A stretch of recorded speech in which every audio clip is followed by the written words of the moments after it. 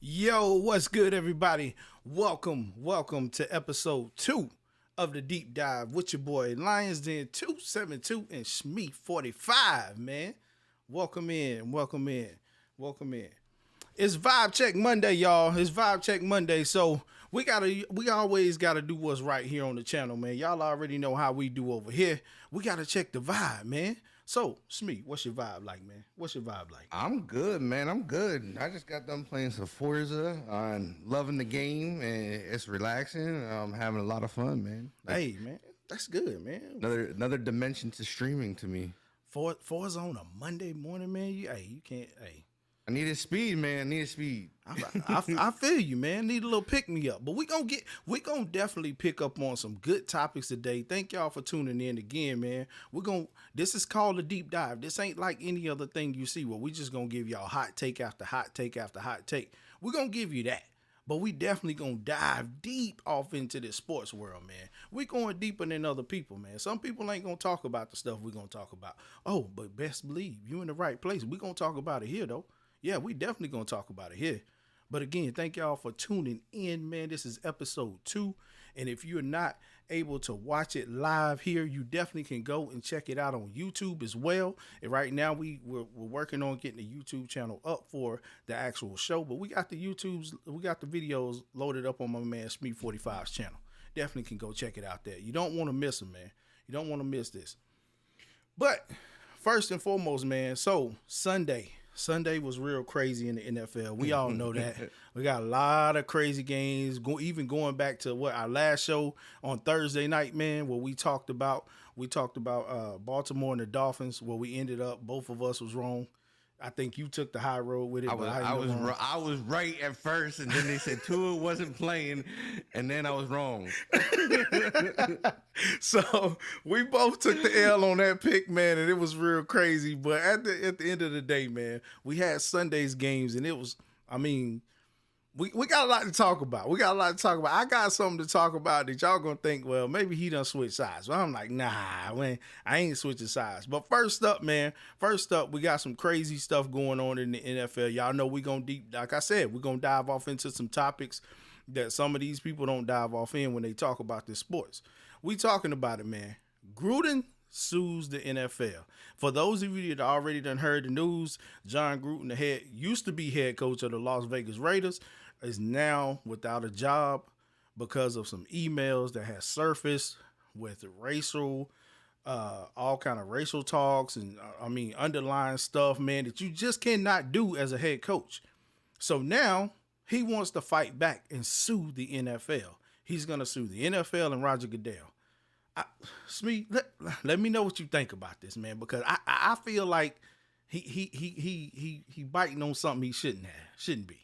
I mean, when it comes down to it, I think the whole thing is he mad that he got caught. Like this is one of the things is everything is all good until you get caught. Right. And now the man's been caught. 100%. It's out in the open that he feels a certain way about people. I'm not gonna go into the words, but he feels a certain way about people. He feels a certain way that most people shouldn't feel. Right. Like I don't think anybody should feel that way, but this guy apparently has those feelings, and now it's into the open. The NFL knows, the world knows. So his characters now changed. Like people, he now has an issue with probably getting a job anywhere because nobody's gonna want to touch that. Right. No, not even in a studio where he would be calling games. So like, because the backlash from that is so drastic in the times of today. Right. It's like, oh, you're gonna support this guy, you're supporting him. We're not supporting this channel anymore. We're not watching this show no more. Oh, you got him on your football team. We're not coming to the games. Get all that mess from it. Like it's just, I don't think he can win this. Like I think it's a bad move by him, and I don't really think it's. I mean, I think maybe he might get some money back Yeah. out of it, just because it's kind of like they put that out there in the open. I Right. think like maybe if the courts go against it, they put it out there in the open and without his consent. I don't know if you have to have consent for those types of things, but I mean, I would think there's probably some HIPAA privacy, like you know what I mean. There's probably some privacy thing that's stated in your contract of being a coach in the NFL. Just like you go to any job, like if you Right. get tested for drugs, they can't release it to everywhere. They have to go through. It's a privacy thing. Right. So maybe he wins in that aspect, but other than that, I don't think he wins. I mean, like you said what you said, you lost your job and it's over. Right, right, and we all know, man. We all know, even if you know what I'm saying, you have you're in any type of position, whether that be like higher up in positions, right? Jobs are gonna kind of sort of, I don't know if you call it necessarily micromanaging, but they're going to try to figure out if you're doing something wrong, especially when they have policies in place. And we all know with the NFL, with a lot of things that have went on actually out in the world and everywhere else, man, we've seen actually people put policies into place to protect others. You know what I'm saying? Like, I mean, granted, the NFL, they're standing up for like the gay rights and stuff like that now. We're starting to see all of that come out. But, you know, with just in general where we are in the world at this point in time, with all the, again, social injustice that has happened, all of the Floyd stuff, all of that, you kind of gotta walk a thin line. You know what I'm saying? You gotta walk a thin line, even if it's in your email and you know your stuff is gonna get monitored. Like, you still gotta walk that thin line. Like you said, he may get something out of it, but it won't be much. It definitely won't be much. Trust me. The way they got it in for him and they just clipped him real quick, you out of here, man. Reaper, I appreciate that quarter up, man. Thank you. I don't think that he coaches again. I don't think you see him in a booth. I think this ends his career inside the NFL. Like I said, even in commentating, I think it's one of the things that just ends it. It's over. It's not coming back. You ain't getting it back. Um, I mean, that was your mistake. You know what I mean? Yeah, I mean, 100%. you you made your bed, you gonna lay in it. You know what I mean? Like, I mean, it's as simple as that. It gets with that. Like, it's just I don't know what these guys think sometimes. Like, we've hit on these so many times. It's like, Yeah, what are you thinking, man? You know everything that's going on. You know that they're all over this. What they're doing with racism in the NFL. I mean, it's in the back of everybody's end zone. right, It's on the back of their helmets. You know the NFL is trying to make a stand, trying to put a statement out there, not knowing I don't know how deep they're pushing, how hard they're pushing because I'm not part of it, but it's still out there, and you know, like any of that's coming, that comes out anywhere, you're going no matter what. Like right, they right, have to, as a business, and as big as the NFL is, if they don't stand up against that, but what's going to happen to the NFL? right. They're protecting their business. Absolutely. Cause you don't want to, like, we seen it in the past too. Like, let's just go back to when we had Kaepernick in the league. We seen how it started to divide a lot of the fans from what he was standing for. Like, he was standing for, Right. standing for the black rights and all of that stuff. But you had fans that didn't like it, didn't like the kneeling. They didn't like any of that. So the NFL in turn was losing money because people were like, I'm not coming to a game. I'm not going to watch that. I'm not going to watch it on TV, watch these guys disrespect the flag. In essence, it wasn't really doing that. But at the same time, they got a business they got to run and they got to protect it by any means. They're not trying to take no hits, man. I mean, we see the ticket prices. We know what they are. Like, Yeah. if I mean, you, it's a multi-billion-dollar company. I mean, right, like, they're not. I mean, even though it's $1 billion and they'll never spend that in their lifetime, but I mean, it's one of those things. Is those people when they get rich like that, they feel like they need to be richer. right, Like, it's not enough. right, But I think when you touch on like the Kaepernick subject, I think majority of that didn't come from didn't come from. I think it's more the military side that really like found it disrespectful. right, I mean, I come from a military family. a lot of military in my family. My uncle does. My one uncle that's in the Navy, he don't even watch football no more because of it. You know what I mean? Wow. As you were saying, it's a true thing. But like I look at it, like I'm like, okay, so could he have done that differently? Yes. And should he have probably done it differently? I think so. I think you still could have, with his power that he had at that time and where he stood, I think he could have easily done it without getting in. Like, you know how many military people are in that and involved with the NFL that Right. go to the games. Right, 100%. I think because these guys go over and risk their lives for us to be able to do these things. And I think that's one of the things, I think that's where it all comes into play with that subject, is that he went and did these things and he could have did it. He could have did it differently. I mean, yeah, did kneeling catch the attention of everybody? Absolutely. It did what he wanted it to do. Mm-hmm. He wanted the attention on the black rights and all that stuff like that. And I love that he went forward with that. He lost his career to it, but he stood what he believed in. Right. And there's nothing wrong with saying what you believe in. Absolutely. Absolutely. Like I said, I look at it, like I'm not gonna stop watching football. I understood it. I look at both sides, you know what I mean? I try to understand both sides of the picture. I don't like to not listen to both sides Right. of a story, because that's where you go wrong. When you get one sided and like, oh, they're military, so they hate it. He's doing this because he needs the rights. He's trying to help the black community thrive and get everything the way it should be and equal. It's one of those things. It's like, yeah, I'm going to listen to him. And do I feel like they both have their respect? Yes. Mm-hmm. Yeah. But I mean, it's just one of those things. It's the NFL now. It's the world we live in. The world's soft now. The world's soft. I mean, when you get into it, like, it's just, like I said, it's a different world. And I don't think Gruden, coming from probably he's an older generation person, where we typically back then growing up, you spoke what you wanted to and nobody said nothing, because if it touched one of those subjects, with nobody touching that. Oh, absolutely. You know what I mean? It was hidden. Absolutely. It was pushed away. Oh, no, that didn't happen. We don't know what happened. Absolutely. Now it's like, oh no, here you go. And you tend to see that a lot. Like, even myself, I can say, I have family members that are older, older generation, and the way that they talk versus how we talk, because, we want to come together as, we don't like that. We know what happened in the past. We know what our ancestors fought for. We know all of that stuff. So we try to make it a better world, but a lot of times that stuff is still out there, and we gotta, it is out there, but do you ever think to see it from winning head coach who's won Super Bowls and, that has had a talk show that was showing rookie athletes coming into the league how to, really go in with a mindset to attack the field and play football and stuff like that? No, you didn't think of nothing like that. But when it just hit the fan, boom, it hit the fan. Closed doors, man. Closed doors are something different, man. Yeah, man. Never know sometimes. Yeah.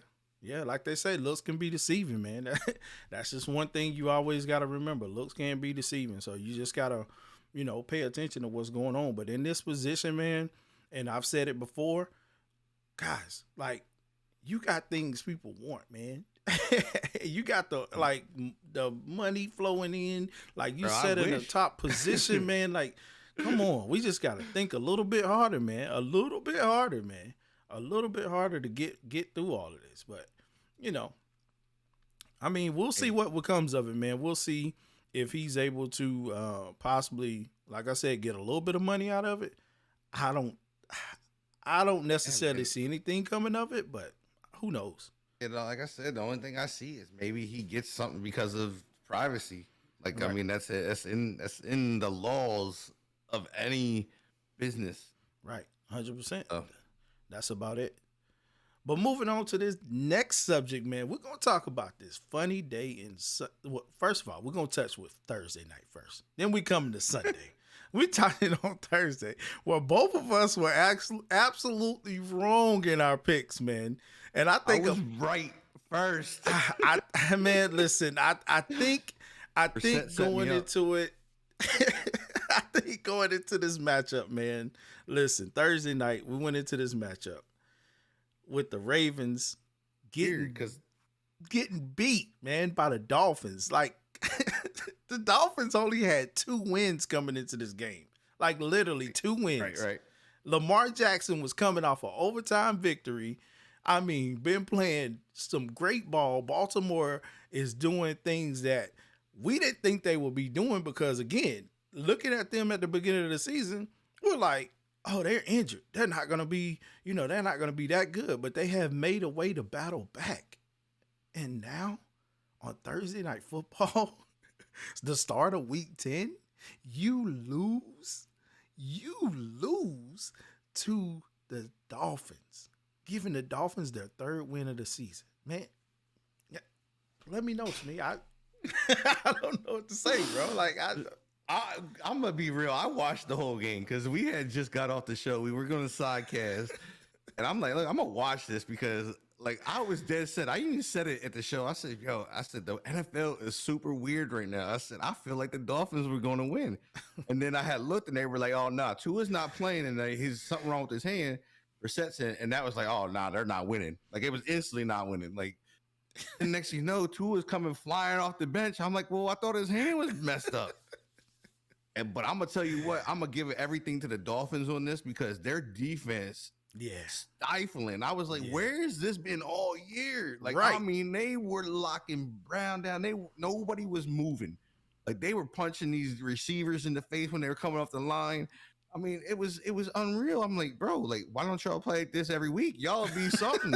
You have a good team. Like, why are we choosing when we're playing? Like, because it's getting towards playoff time. You want to knock somebody off their spot or what? Like, I was lost. I was like, bro, like I was done because I messaged you and I was like, yo, Tua's going in the game. I was like, bro, I caught that message and I was like, wait a minute. I'm like, Jacoby was playing. Like, what are you saying Tua's going in the game? And I turned it on and I seen that he got hurt. But the stat that really got me the most, like you said, with their defense, man, Lamar Jackson, 39 carry yards. Like, that's huge.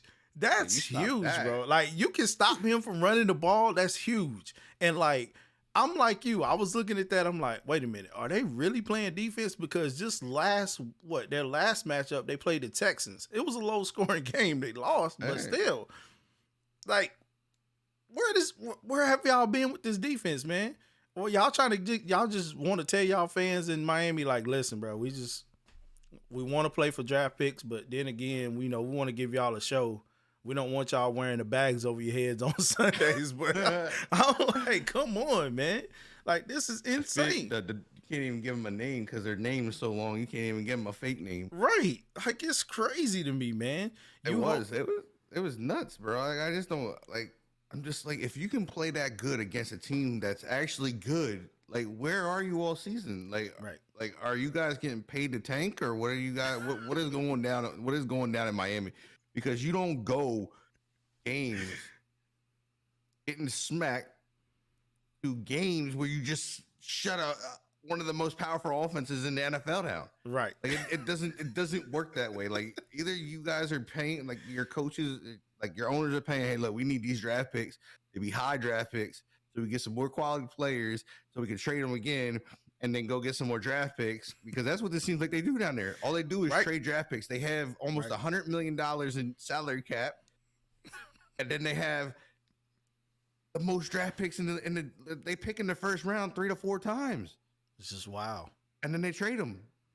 And then we also discussed are they really trying to build a team around Tua? Because it's been said before that, hey, they want to build a team around him. But then again, on the other end, you got people saying, man, I don't think Tua's going to be around too much longer because he can't stay healthy. But, I mean, who knows? Who knows what they're doing, man? I think it'll be interesting to see what they do. Like I said, I said it before, is if they can find out if anything changes in the Sean Watson thing, where they know he's going to be around, that trade happens. It's done. Watson's coming to you're to the bench or you're getting traded. Right. That's simple. But I can see them drafting another quarterback. I can see them drafting another quarterback or trying to grab somebody off of free agency. I don't know who's going to be free agent this year, but I can see him picking up another quarterback just to put it there. Like, I think Tua's got like a super short leash. I mean, super or at least they know they can't go to Brissett right now because they Right. took him out like he was going. Tua jumped in the game like he wasn't even hurt. Like he can't. He grabbed. I never seen nobody grab their helmet that fast The since man fighting since, for his since I was job, playing yo. since I was playing varsity and the JV team got to go in when we were beating somebody, bro. He grabbed it like he ain't never played before. I was like, oh, what is going on? Like I was so lost by that game. The man fighting for his job. I think he knows what's at stake, and he's like, man, I gotta at least try.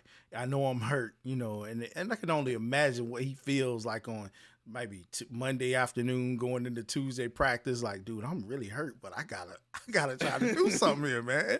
Like they literally talk about they might get rid of me. Like I don't know. I don't want that for my life. I honestly don't think they know what they're doing down there. Like I don't think they know if they're gonna keep him, and that's the worst part because nobody believes in this guy. Like, Right. like the ownership we know is sold on him. Like it's so weird. But then they're like, and then they boost his confidence. Like, yeah, we need you in there. Like, whatever, Miami. Well, we talked about it before too with management and owners and all of that stuff getting away. But we're gonna get into a little bit of that here in a little bit too. So I mean, we already know that the front office is controlling most of these teams, and they should just stay out of the way. So it is Right. what it is, man. But moving on to the next game, man, we had the Cowboys. Yes, the Cowboys, aka the Cowboys, taking on the Falcons, man. 43-3 blowout. This doesn't surprise me. I mean, it didn't surprise me either, but CeeDee Lamb had a day, and man, listen, the guy just did CeeDee Lamb things. 6 receptions, 94 yards, 2 TDs, got me fantasy points. Appreciate that, CD, and thank you very much for that. Dak Prescott, Hashtag CD Lamb. right, 24-31 with 296 in there with 2 touchdowns. Matt Ryan was shut down for only 117, 2 interceptions, and he was only 9 for 21 from the field, man. Like that's terrible. Yeah, man, it's time, bud. Yeah, that's terrible. Like It's time to tie the cleats up and hang them. Atlanta fans, I don't know what to tell y'all. I don't know what to tell y'all.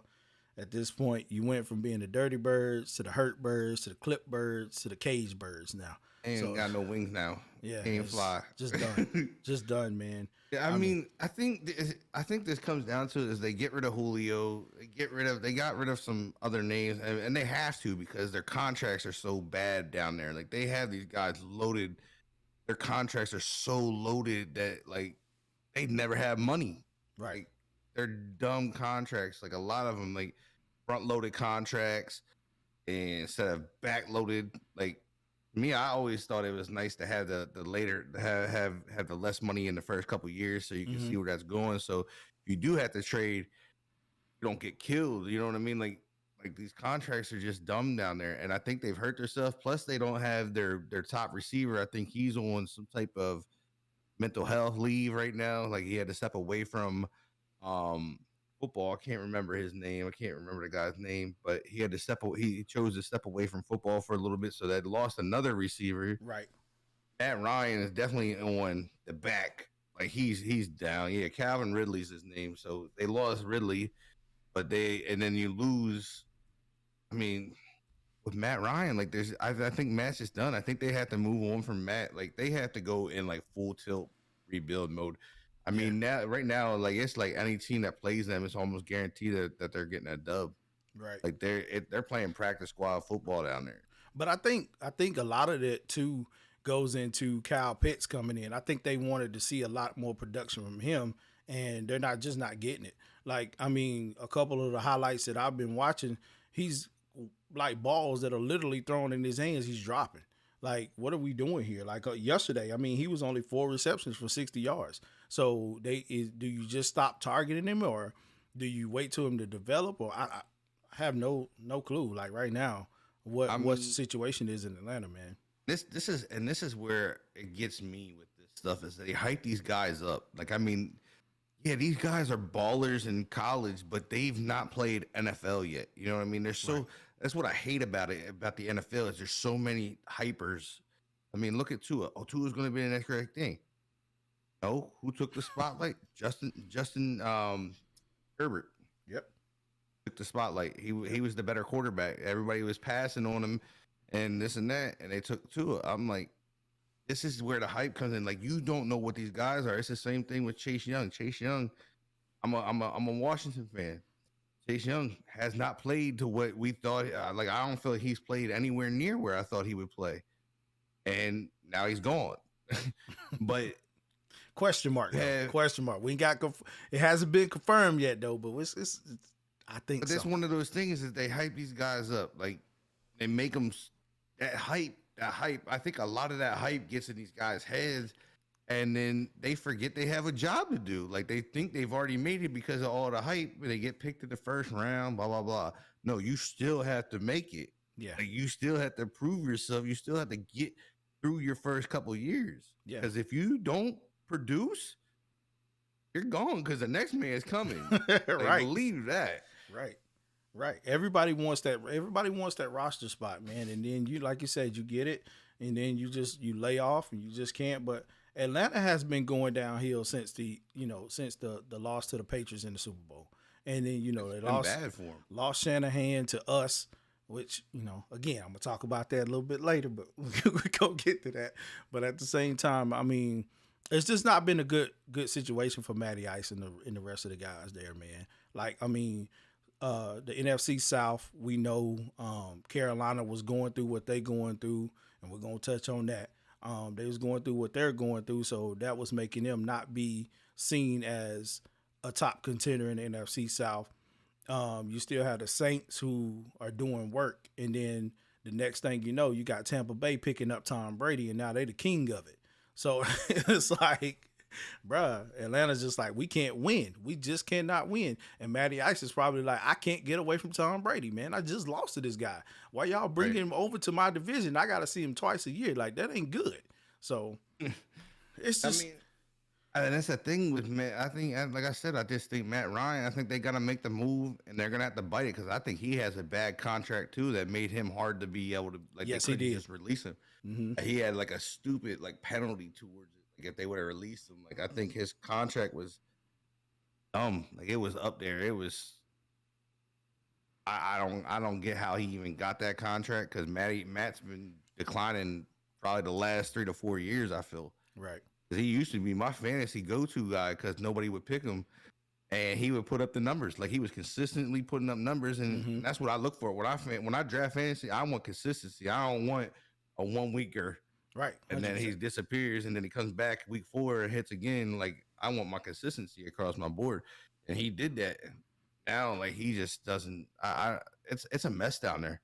Yeah, and I don't know where it leaves them, because, like I said, they have so much. The contracts are so high that I could see Devin. I think what's the linebacker, Deion Jones. Yeah, I think I don't know if he'll be there next year.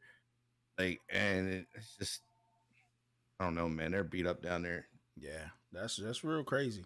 It's real crazy, but I don't know. We'll see. We'll see how it's gonna be. That they can make a turn next year. I ain't gonna give them to it this year. I can make a turn next season. This year, it's pretty much a wash for you, man. The way you playing right now, I mean, next year we can see what's gonna happen. But again, we got Carolina doing some things, so y'all just hold on with that. Hold on. We're gonna get into it though. Just hold on.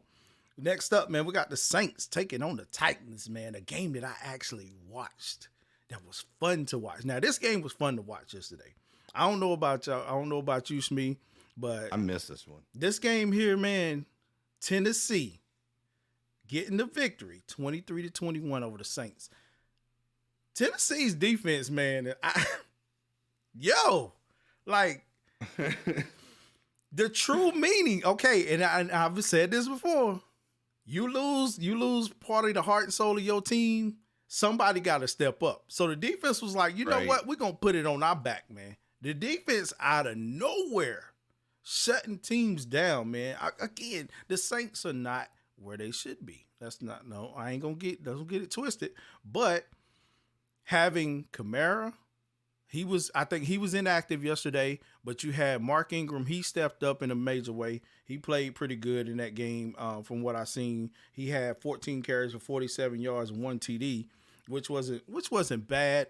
It wasn't good at the same time. But then again, you got Trevor Simeon, who's out there 19 to 34, who we thought coming into that one game that he started was gonna be the absolute best thing since Sliced Bird taking over for Jameis Winston. He's 298 with 2 TDs. I mean, they tried, but Tennessee's defense just stood tall, man. Like they were making plays, like stopping short yardage plays, all this stuff, man. I'm just like, dude, they are really amped up right now. Is this what we can see from Tennessee the rest of the year, being that Derrick Henry's not going to be there? And I mean, people were looking for AP. Where was AP? You didn't see too much of him. But I did see that. I was wondering myself. I lied. I did click across that, and I was like, why is Adrian Peterson not running? I thought that was their starter. I thought that's who they went to. Yeah. No, they went with Foreman, man. He was 11 carries for 30 yards. So I mean, Foreman's younger though too, right? Yeah, he's a lot younger. Maybe they're just like, hey, let's see what this kid got. You know? I mean, it's just wow. AP only had 8 carries for 21 yards a game, so he was very, very limited from the last game. I think this may be a little bit more carries than he had last game, but he did get a touchdown last game, which was short yardage. Which I think that's probably what they designed anyway, to try to bring him in as a short yardage back. But at the same time, their defense is really stepping up. It's crazy. It's crazy. Yeah, I mean, you have to have that though. I mean, you lost a lot of production. You lost a 2,000-yard rusher for the last 2-3 seasons. Mm-hmm. Might even be more, maybe 4.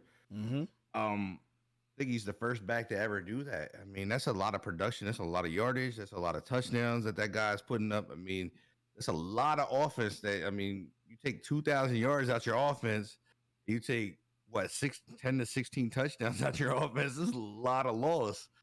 That's one player. You know what I mean? Yeah, and that's one player. So I think right here is where you start seeing Tennessee. I think you're absolutely right with them putting AP coming. AP's he's going to be their short down back. Honestly, I think AP can do amazing things because we all know AP is not the normal person. Like his body at 40 some years old looks like a body that he's 20. What is like 40, 41, 42? I think he's 43. 43? Shoot. I think so. Man. He's up there. He getting old. He still runs with them, man. It's crazy to see that happen, and it's awesome to see a guy that we grew up watching.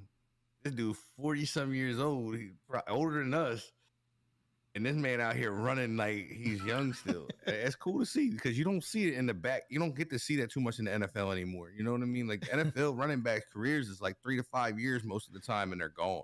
Yeah, and you don't see it. I mean, so to see it, and now like you got Tom Brady, he's making the quarterback thing like. It's gonna be kind of cool, like seeing. Is he only 80? He's only 36. I thought he was older. Nah, they joke with him and say he's like 40-something years old. That's probably why I thought he was in his 40s. Nah, he's pretty young. But I think that's one of those things is see like because the way the NFL is, it's 3 to 5 years for a running back. If you're good, right, and you're going. It's not like it was back in the day where you have Emmitt Smiths and all those guys running for 10 years. So to see it coming back, it's kind of cool. Yeah, I mean, I think they made the right decision with him. You know what I'm saying? It gives you a good back that still that's a workhorse. And I said that for real, and before that, it's just it's what it is, man. And like Dave said, he said Tannehill's proven the fans have a systematic problem. I mean, he's in a better situation. I mean, I think with Tannehill, Tannehill's he's got weapons. He's got weapons around him, man. Team. With team Brown that believes and trusts. Like that's a big thing. A lot of people miss that. Having that as a quarterback, having that cohesiveness. Like you got a line that wants to block for you. You got receivers that want to catch the ball from you. You got coaches that believe in you. You got owners that believe in you. That's a lot of morale boost for somebody. Yeah, 100%. If you didn't have it in Miami. You didn't have that down there. Like you see what they're doing. Who has been there 2 years now, and the guys like they ready to throw them out. Like, and it's one of those things. Is having people behind you pushing you to be better makes you a quarterback sometimes, and you get to see the real quarterback come out. Like that man puts it out there every week, and I'm so glad that his I'm happy that he got the second chance and his career turned. Yeah, 100%, man. You always love to see that in the quarterbacks, man. That they don't just don't go downhill. But he's loving it. Do I think that Tennessee, with the way that their defense is playing, and Mike Vrabel think, do I think that they are still a tough, deep playoff team? That's to be determined. I honestly don't think that the defense can hold them through the playoffs to get them where they want to get to. Like that, at some point, that's going to give out. Like, being that we all know when you get to playoff football, it's totally different. And Right. You over on the AFC and that side where they are, you got to worry about Buffalo and what their mindset is. So I like the way the defense is playing right now. I'm glad that they're catapulting them to 8-2 record, like only 2 losses, but we could see more coming. Because, like I said, how long will this hold up? I mean, we just 2 weeks removed from Derrick Henry, so we got to see if you got about 3-4 more weeks in you, you can play with that defense and it really can hold up. So I don't know. We'll find out soon. But next up, man, we had the Jaguars taking on the Colts. This game, I don't think a lot of people were interested in watching. Not that much, being that the Jaguars are still on the bottom of everything. And this was actually a sloppy game. Yeah, I so caught some of this, and it was not.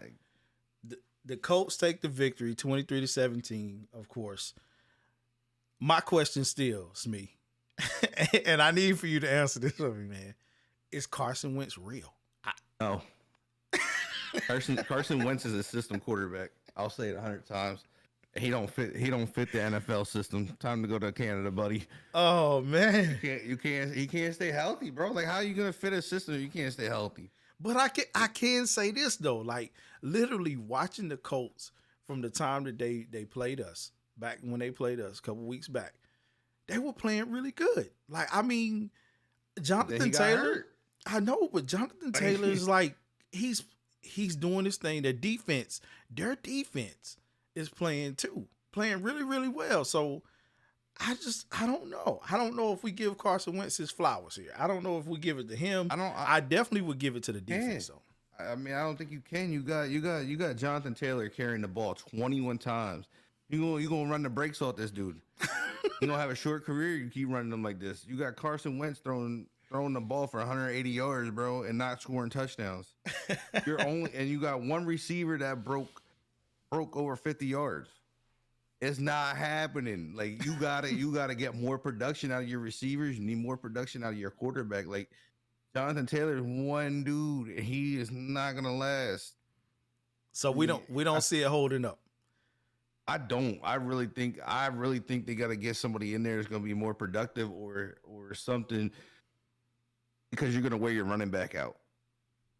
21 touches is a lot. Like, they don't even, like, I mean, they're not even giving the ball to Himes that often. You know what I mean? And that's the weird part to me is, I get Jonathan Taylor's doing this thing, but where's his break? You know what I mean? Right. The man's out here. He's out here doing his thing. I mean, he's even catching the ball. The man caught the ball 6 times yesterday. Wow. So that's a total of Wow. 20. What? That's 27 touches in a game. So he's just out here leading the charge. That's it. That's their offense. Their only Wow. other wide receiver to have Wow. more catches was Michael Pittman with five catches for 71 yards. Colt Nation, check in, man. Check in. Are y'all real or what? Because I mean, at this That's point, 136, 126 yards right there. right? Just on. Like, let's put this in perspective. It's 126 yards from one player. Your quarterback only beat him by what, another 60 yards or less.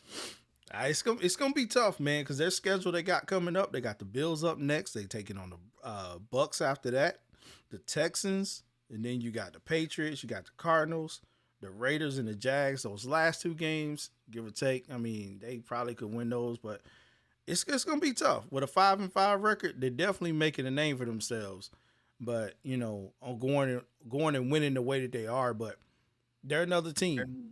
You're barely beating the Jaguars, man. They're Barely. they're another team that you have to look at like the Texans and say, I mean, I'm sorry, the Titans and say, is this defense gonna really hold them up? You know what I mean? Is it really gonna hold them up? Will Jonathan Taylor's legs really get them where they need to get to? I don't know. I don't know, man. It's gonna be a tough one. Next up, man, we had the Browns and the Patriots, man. This is funny to me. This one is really funny to me here, y'all. The Patriots take the victory 45-7. Now, I don't know about you, Smee. I see you smiling. Man. I don't know about you, bro, but last week, they just let OBJ go. We see a phenomenal performance from this team. You come into this game against the Patriots, Mac Jones and the Patriots, and you pretty much lay an egg. you pretty much lay an egg, bro. One score, like, huh? Like, what happened? Like, I just need to know what happened. I mean, what happened? They got their ass whooped. That's what happened. I'm gonna just say this. I've been saying this since Mac Jones came in. I seen him in preseason, and I said, like, once this kid gets his feet wet and gets settled in, I think he's gonna be the real deal. And Mac Jones, woo, that boy was on yesterday. I watched this because I was like, yo, what are they doing out here?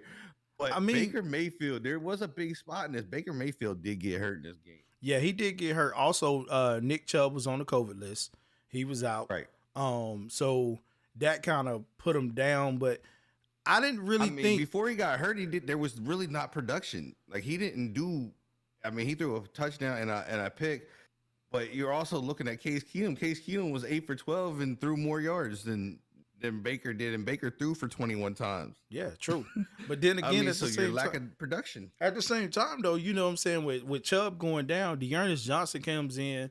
Yes, he went big. He's 99 yards, 19 carries, 99 yards. Like, the guy is trying not to go back to, doing what he was doing before the league. I don't even remember what they said he was doing. Is what he was loading trucks or something? I thought they said he was washing dishes, but I don't know. I might have the wrong guy. So, you know what I'm saying? He's not trying to really go back to that. But Baker being hurt, man, like that's kind of crazy. It's just I don't understand what they're gonna do now. You know what I'm saying? What are you gonna do now with Baker? And the question is on the table: is Baker Mayfield for real? No. Like he wants to let everybody believe that OBJ leaving was the problem, and that now we're gonna be good. But Baker, you're not producing, dude. I think Baker messed up by pushing OBJ out there because now you don't have nobody to hide that you suck. Absolutely. That is absolutely correct, bro. Nobody. You can't point the finger. I'm looking at stats, and these guys got 7 receptions for Ernest Johnson. He was your offense. He had 7 catches for 58 yards. Where's your receivers? You got 4 catches by Landry for 26 yards, so that means you're throwing short. Wow. And then you have Austin Hooper with 4 catches and a touchdown throwing short, 25 yards. Your next receiver is 2 catches, Harris Bryant. I don't even know who Harris Bryant is. and you're holding on to David Njoku for what reason? So he can catch 1 ball for 11 yards? Yeah, it's crazy. Like, why are you wasting this man's career? Just trade him, get a pick, let him go play somewhere else. Absolutely. Like you're literally playing dump and dive, bro. That's all they're doing. And like, to me, that just shows me a weakness in the offense. If these guys can't throw down the field, like, you don't have a receiver. Apparently Landry can't get down the field. He only had 5 targets and 4 of them had to have been short. I mean, you got 26 yards from your supposedly top receiver now. Yeah. Yeah. And that's I don't know. It's just wild to me. Like, I don't know what they're gonna do now. Like, with Baker being out, who backs up Baker? On a big slide. I think this is where you start seeing them slide. Yeah, who's Baker's backup though? I don't like. That's Case Keenum. Case Keenum's back. Washington Viking quarterback. See, so I mean, we all know Case Keenum doesn't have a good rep. He's not a starter. He's not. I dealt with him. He is. I'll give Case Keenum this. This man, for some reason, can play when he comes off the bench. But once he gets in that starting role, the guy just declines. Like a deer in headlights. But I mean, it's one of those guys like you see it in the NBA and all the time. If they start, some of them players can't start, but they come off the bench, they'll throw you 15 here, and then they go back to the bench and be cool. Right. And that's like Case Keenum. Case Keenum was the same way when he was in Washington, the same way he was in when he played for Minnesota. He's a backup quarterback. He needs to come off the bench, and there's no production if you don't. Came off the bench, he was 8 for 12, 81 yards. I mean, Baker was definitely throwing horrible yesterday. He was 11 for 21, 73 yards. 100%. 100% he was. Again, he's trying too hard. But now, don't know what to do. How many, did they give a full report on how long he's out? I don't know. Was he done for the season? I think his knee went. I think that's what they said in chat. I didn't know how he got hurt. I just know he was down. But like, I'm looking, Mac Jones, bro. This dude was on fire. Like, they even brought Brian Hoyer in. When's the last time you heard Brian Hoyer's name? I think Brian Hoyer actually comes from Cleveland. Bruh, he did. Right? He did. And he dotted him. He dotted him 3 for 3 for 81 yards and a tutty. Wow. That's gotta hurt. Wow. That's gotta hurt. Oh yeah, that's throwing better than he threw better than your starter quarterback that you have, and you got rid of him. That's big hurt. That is big hurt right there. Oh, man. It's not Hoyer in there dancing. He popped the bottle when he went to the locker room after that game. He's like, yeah, this is what y'all get for getting rid of me. But you got Mac Jones. Mac Jones was so proficient in this game. This dude was 19 for 23 with 100 and almost 200 yards. He was 2 yards short of it. He threw 3 touchdowns. Yep. And then you have their running back went off. We don't ever see this too often out of the Patriots. The running back ran the ball for 20 yards, Stevenson? 20 times for 100 yards and 2 touchdowns. When is the last? I don't even know who the last running back that touched the ball 20 times in a game for the Patriots is. It had to be. Was it Sonny Michel? I think when he was there, he probably touched the ball. He touched it 20 times. That's a lot. No. This is an unheard of number in Patriots offense. You're absolutely right. You're absolutely right. Because Patriots are known for running it close to a 3-back system. Like, they switch them out that much. But for Stevens to have 100 yards, 2 touchdowns, man, it's crazy. And this receiver is blowing my mind for the Patriots as well. I mean, Kendrick Bourne, bro. Like, I have a beef with Kendrick Bourne because Kendrick Bourne was a 49er. He was a 49er, and there was no way that he was doing this stuff with us, man. So it kind of goes. Yeah, he had a big catch across the middle in this game. That was unreal. Kendrick Bourne was our 3rd down receiver. Like, he literally could get yards on like a clutch catch or whatever when he was with the Niners. But now he's 4 receptions for 98 yards and 1 TD. Like, that's a lot to me for 98 yards. Like, this guy. Here's another stat for the game, though. The Patriots ran the ball 44 times. Wow. 44 times? 1, 2, 3, 4, 5. 5 people ran the ball. I mean, but that kind of goes along and shows you that Bill Belichick really can work Bourne the way he had got. 43 yards rushing. Yeah. It's wild. It's wild, bro. Like, that's what I'm saying. 14.3 yards a carry. I don't understand, man. But he did. He go to these new systems and get that new start, and then it just kind of resurrects sometimes, man. But he was on record. He was on record at the beginning of the season. I remember when read it in training camp that he did say that he felt like he was in a better place. He's in a better place because the way that coaching styles and all of that stuff was totally different. So, I mean, big shout out to him. For him sometimes, man. Sometimes that's all it takes is to go to that and be able to get away from a situation that maybe it's just not working or it's toxic to you and just you don't fit it, man. Right. 100%, man. So next up, man, we had the Bills and the Jets.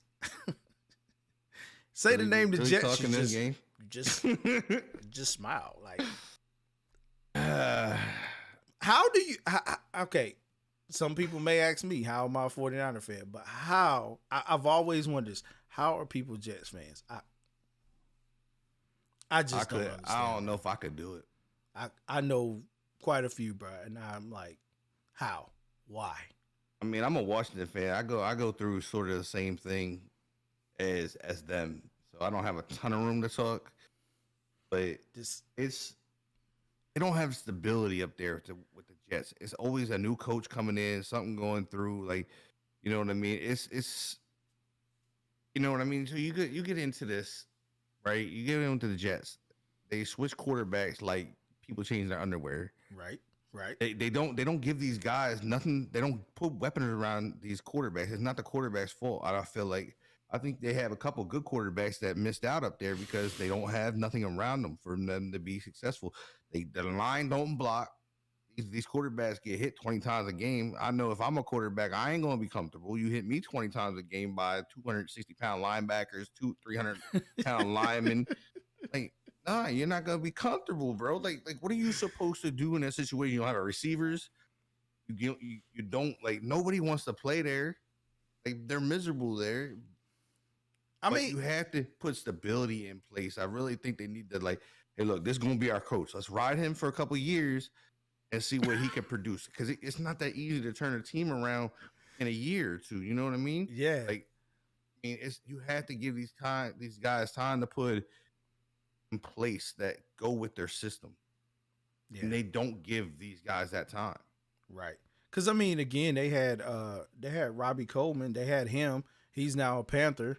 So you know they like Dolphins too. They trade out people left and right, get rid of folks. So it's like you don't. I mean, what do you say?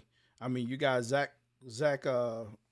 Sorry, what's his name? Zach Wilson. Zach Wilson goes he's down. on the bench. He I think went- he's hurt. He's down, and you got Mike White in there. Mike White stats for yesterday, man. This is crazy to me. 24 for 44, 251, 4 interceptions, man. I think I'll take him out of the game if he throws two. Like you just gotta go, bro. Like at this point, I don't even need to see you throw anymore. Like it's absolutely crazy. But the Bills stifling defense, making him look bad. I mean, you had to know he was probably out there like, man, I'm gonna just hike the ball and try to get rid of it, do whatever. But it's just wild to me. Like I never understood how Jet fans like really cheer this team on, and you see it Sunday after like they literally cheering it on. They're going for the refs to make calls. They doing all of Hey. this stuff, and you like what? Faithful is a faithful. I'd rather a faithful than a man wagon. That's true. That's true. 100%, Like, man. I mean, that's just my take when it comes to that. Like, I mean, like it's like that in Washington too, man. It's ownership is poor. just really terrible. Really, really terrible, man. So Jet fans, man, whatever y'all get in the draft, please do something with it. Please, just do something with it, man. I mean, you got a number of guys coming. Number of good Heisman candidates definitely coming out, man. You gonna do something Draft is with it. deep this year. Yeah, do something with that. Moving on to the next game, man. The sloppiest game of the day. I'm not a Steelers fan nor a Lions fan. This game was absolutely horrible to watch. Like, what the heck, bro? The final score ended in overtime, 16-16. Oh my God. Oh my God. Like, I probably seen everything happen in this game from just bad football, bad coaching, bad players. Like I don't even know. I can't even explain it. It's just ridiculous. Bad plays. Like it's just horrible, man. Like what do you take from this game, Smee, that could have been changed? Like I literally thought, and I was willing that the Steelers would win this game, but apparently not. I don't know how you lose this game if you're Detroit. You had your running back put up over 130 yards. A lot of touches on that boy. He's young. They running the running backs legs off already. I mean, 33 touches, a lot of touches. I mean, they had over 200 yards rushing on the ground between all their running backs. Jeez, man. And they still lose this game. But this is one of those things again. Here's you don't have no receivers. Again, Detroit. This is one of those. This is like the subject up in Jets. There's nobody for these quarterbacks. Jared Goff not a bad quarterback to me. I don't think he's that bad. But the man throws 25 times and only has 114 yards. Right. It's not getting done. Like there's no. You have one receiver that broke 50 yards. All the rest are touching the ball 4 times, 2 times, 3 times. Like you know what I mean. Like there's just nothing. This is the case of Detroit. They don't want to spend money and put people around. That's why you have a Barry Sanders retired. That's why you have Right. you have Right.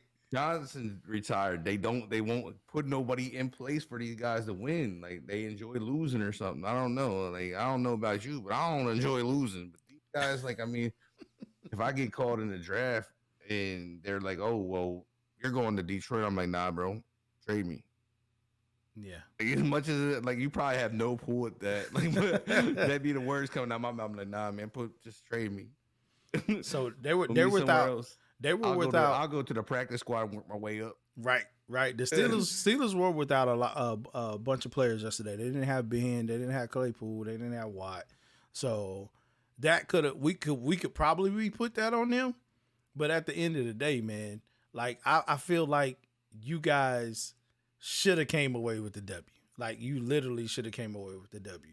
Definitely had better stats. Yeah, the fumble towards the end of the game kind of killed it. And then you had Najee Harris, who like Harris I said, went off. he went off, but they didn't give him the ball when they needed to. It's just Is this bad coaching by Mike Tomlin? Like is I mean, is it maybe time for Ben and Tomlin to go? we might have just seen one bad game from Tomlin this year, like coaching like that, man. Because I mean, at the end of the day, it was in their favor. It was heavily in their favor. You tied with the 0-8 team. Yeah, That's tie. That's.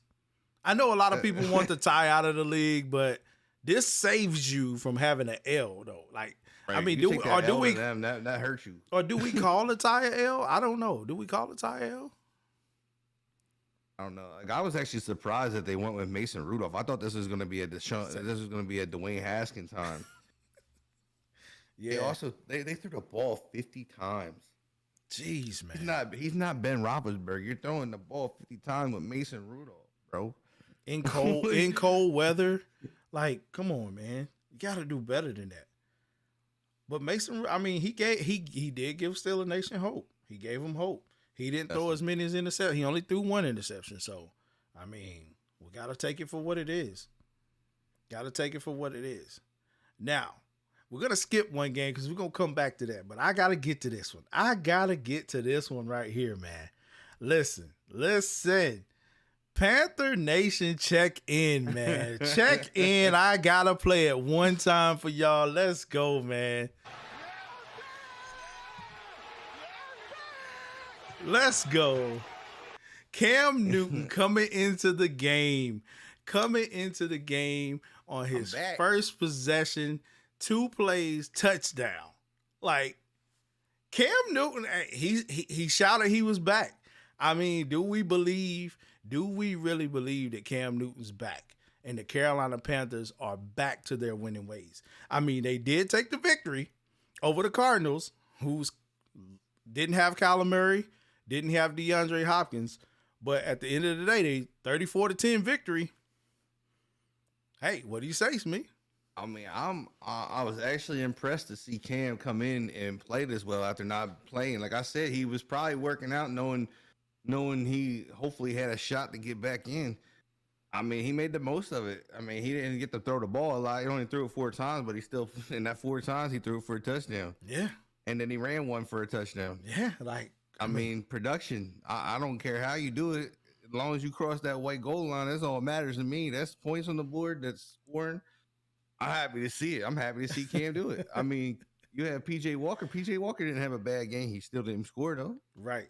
I think PJ Walker was more happy to see Cam than Cam was to see him. You know, it just seemed that way. Like, it's just crazy, man. I mean, production just like I said, man. Like I said this to you when he came back. I was watching. Like I get a little thing where I can see practices sometimes, and I was just watching, and you could see, man, these dudes were happy. DJ Moore was happy. You had Robbie all happy. McCaffrey, like you could see the positivity. Like just Cam coming back just made in that locker room. Like, that's that veteran presence sometimes. Like when you feel like somebody belongs there. Right. And Cam's a Panther. We all know he's a Panther. He's been there for how long? Right. Just seeing him in different uniforms is weird to me. But that's one of those things, man. Like he just sparked the fire, man. Whatever. Like I don't think they expected that fire to come when it did like that. Like, but it came and they lit the Cardinals up, bro. And I mean, that's not the go to say. The Cardinals still, I mean, they were down their starting quarterback, down their starting receiver. Um, so I mean, they got a Colt McCoy. He's backup specialist. He's the backup specialist of the NFL. Yeah, but remember, I said this on Thursday's show. I said this on the last show. Cam coming back, this could be what Carolina really needs, man. Because like I said, the spark, the energy here in town, around the area, like it is crazy. Like I mean, you got people that literally pack the Cam Newton jerseys on mothballs, pull them out. Like you seen the dab yesterday. Like everybody's dabbing again. They doing the Superman. Like it's just crazy, man. But and if somebody's that big in your community, though, man, when you lose that, man, it affects you. Like I don't think a lot of people realize what Cam brought to you guys.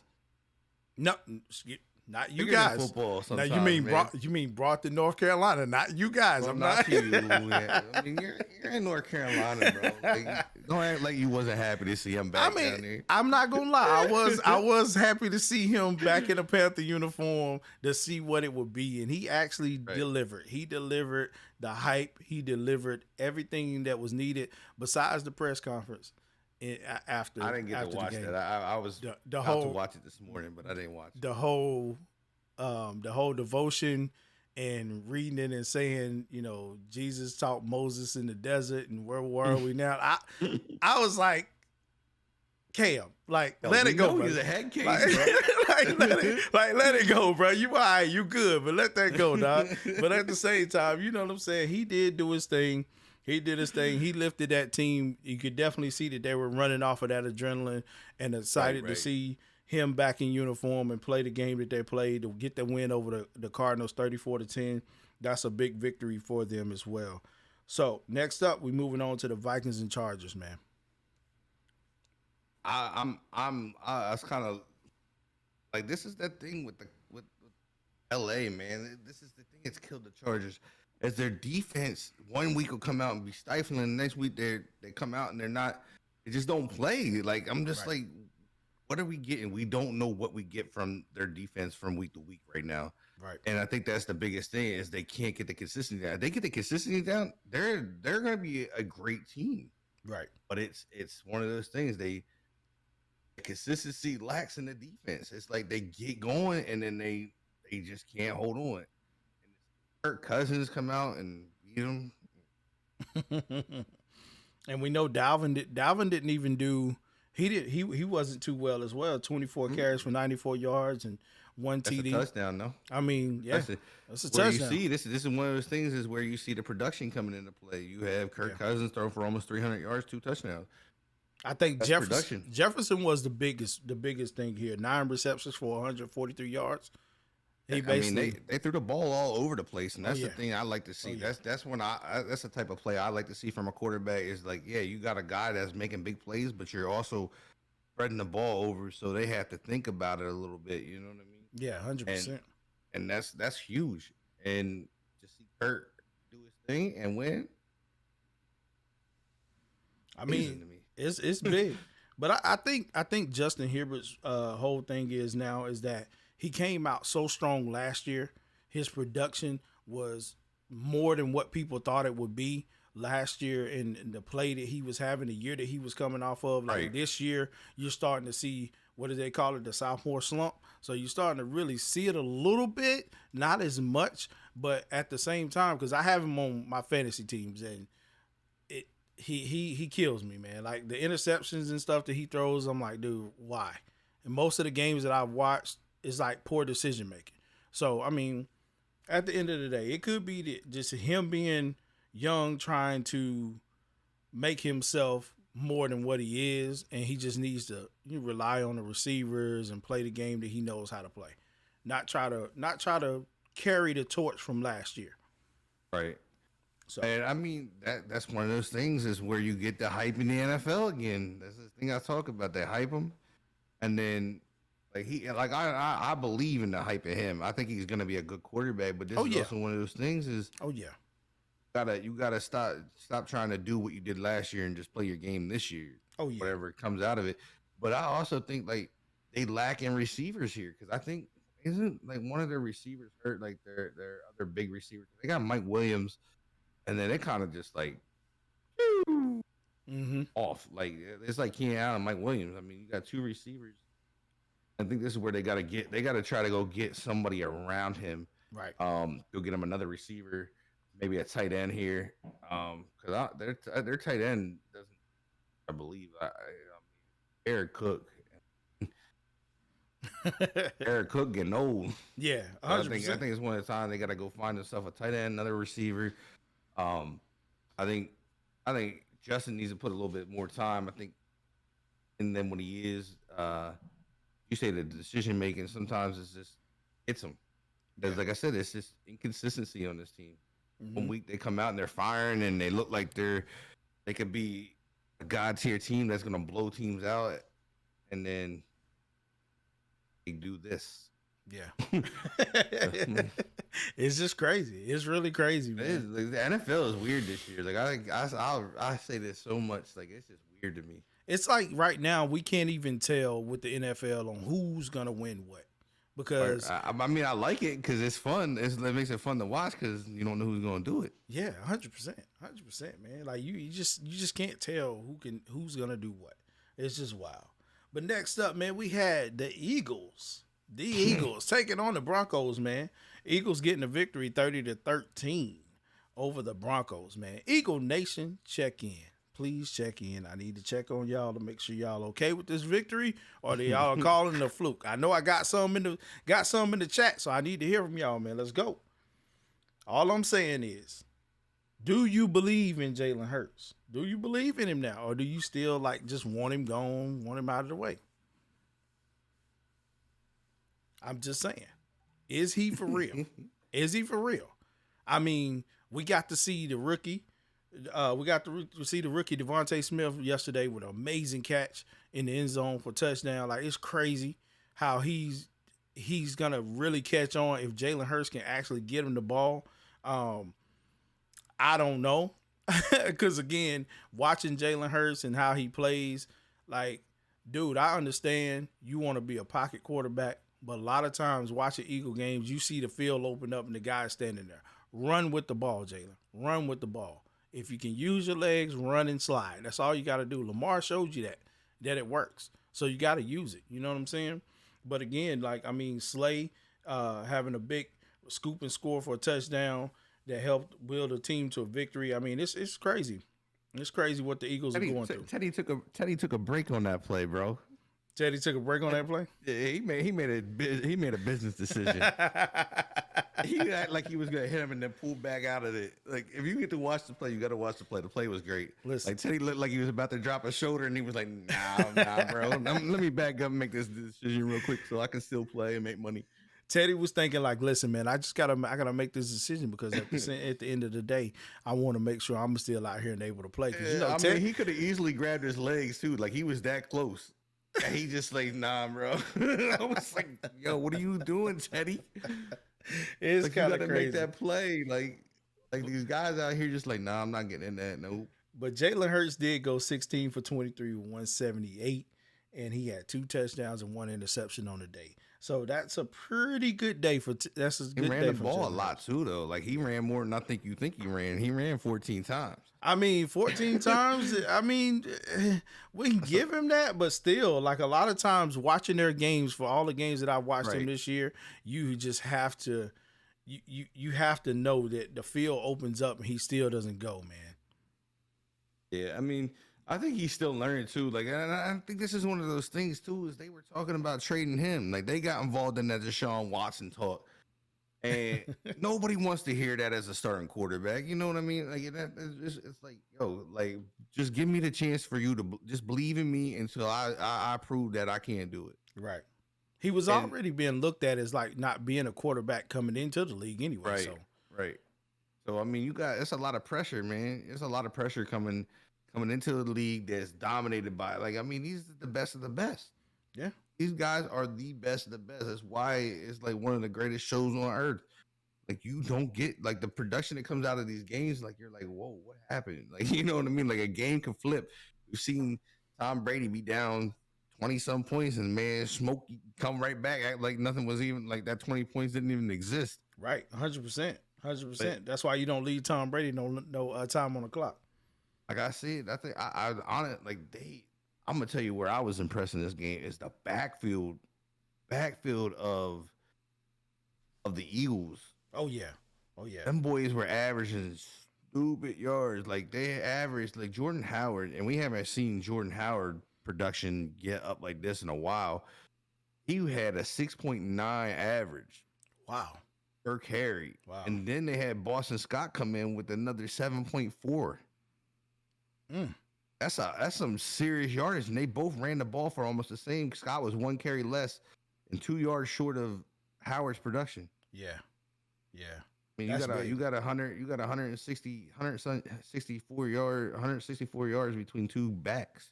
Yeah, 100%. That's huge.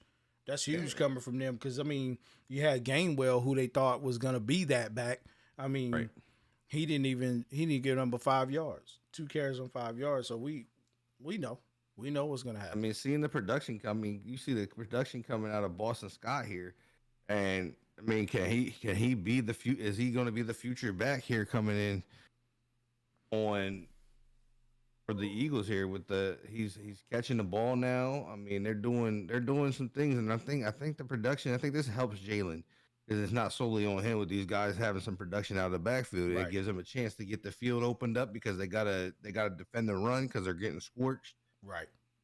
Is this one of those things? Is that defense hurts without that leadership of Von Miller on the Broncos side? I mean, it's definitely showing. It's definitely gonna show.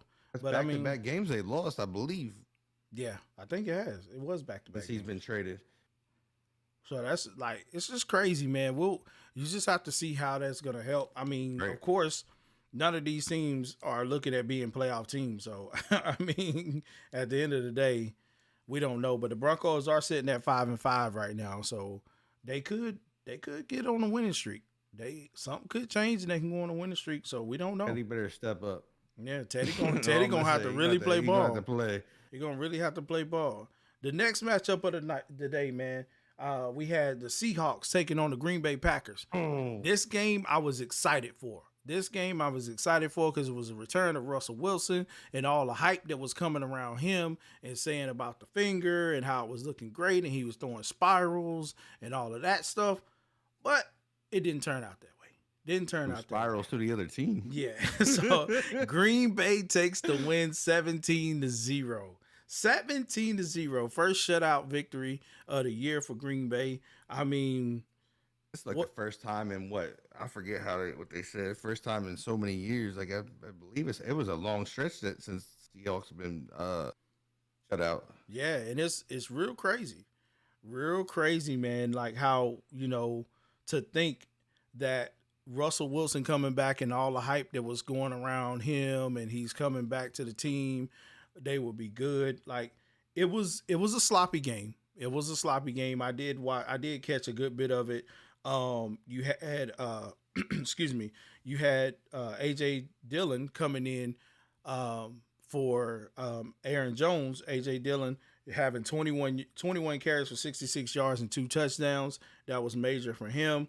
Devontae Adams only having 77 receptions for 78 yards. It's kind of crazy. And then Wilson did do. He was horrible in the game, which I thought he would be a lot better.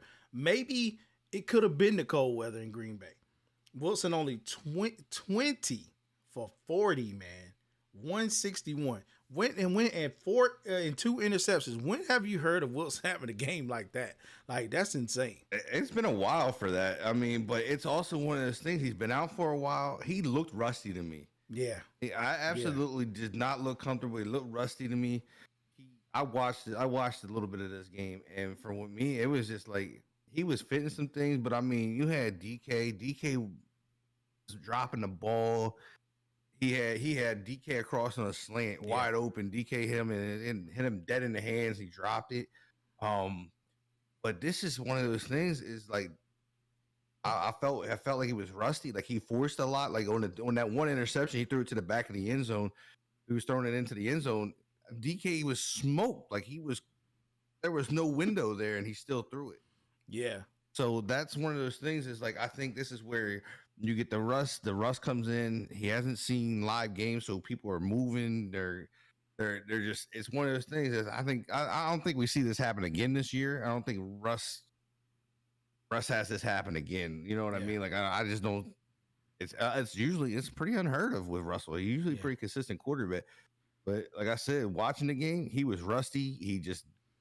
He was forcing things, trying to make something happen that wasn't happening. Oh yeah, and you get what you got. He just wasn't seeing the field as well to me either, man. Like when I was looking at it, I was like, what is he doing right now? But then, like you said, it could tell that he's been away from the game for a little minute and trying to get everything and coming back, not only just coming back to a game, coming back to playing Green Bay, who has made this game against the Seahawks every time they play them a rivalry ever since the whole Golden Tate push in the back of the end zone thing. Like this has been the game for the Seahawks and the Packers, man. Like it's just been a crazy game. So, and then I think they lost DK to ejection for like a fight or something. Yeah, too. he had it was a conduct. What the heck was it? It was a unsportsmanlike conduct. Yeah. He took the player's shoe off or something like that. The player's shoe, like some craziness. I know the one guy got kicked out. Their defensive guy got kicked out for unsportsmanlike conduct. I forget what they lost DK to, but he took it. The other guy took the shoe off the guy's foot and then threw it down the field.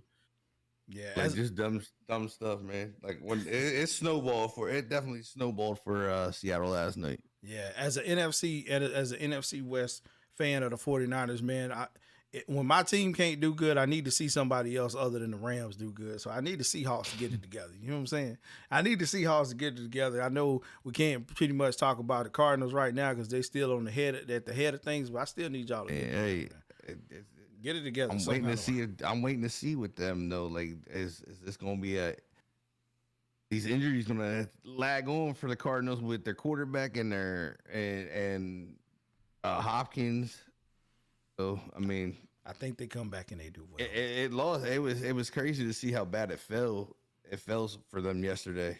But honestly. I mean, I've always said though, even if you're a team and you're winning right now, it's good to go ahead and lose now.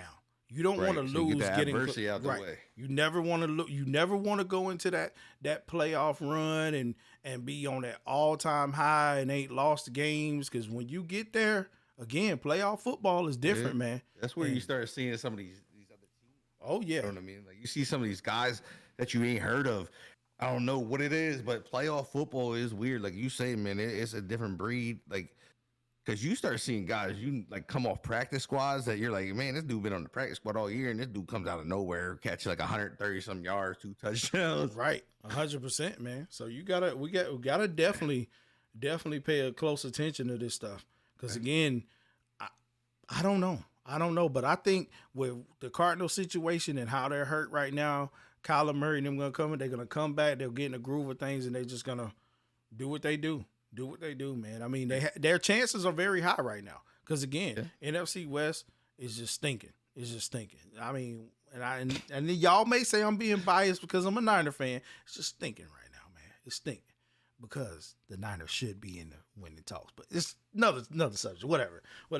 Moving on, man. We got the Chiefs and the Raiders. Chiefs taking on the Raiders out there in Las Vegas, man. Big night.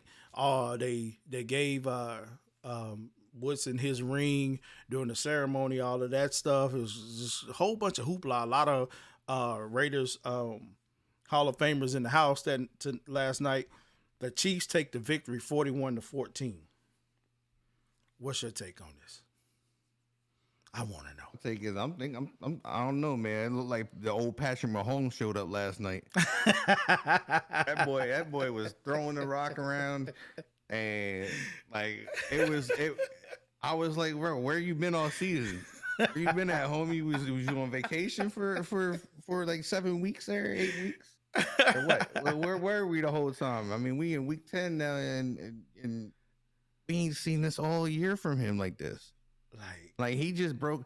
Like I think last night he broke another record for the most 300-yard passing games in his first. I forget what it was. First like 4 seasons or 3 seasons, something like that. wow. And he broke it. He has the all-time record for it. No other quarterback has done it.